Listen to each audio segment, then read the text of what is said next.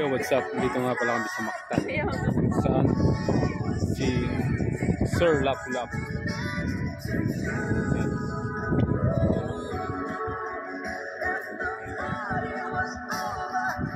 April 29, 1521. May nagsusumba. Alright.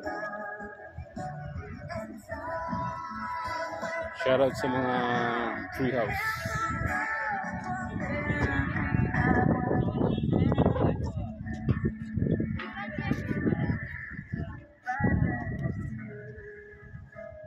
Yan guys. Dito nga pala sa Cebu, sa Mactan, matatagpuan ng kaisa-isahang Cebuana Lohelier. Joke lang.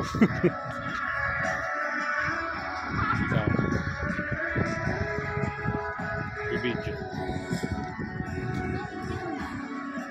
Hindi si Lapu-Lapu guys. Ang tabara ni Lapu-Lapu dati.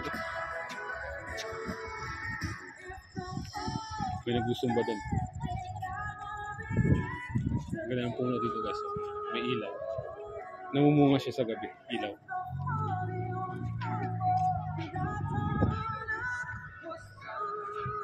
Ayan guys. Daming gudate dito. Para magka-jowa. Alright. Peace out.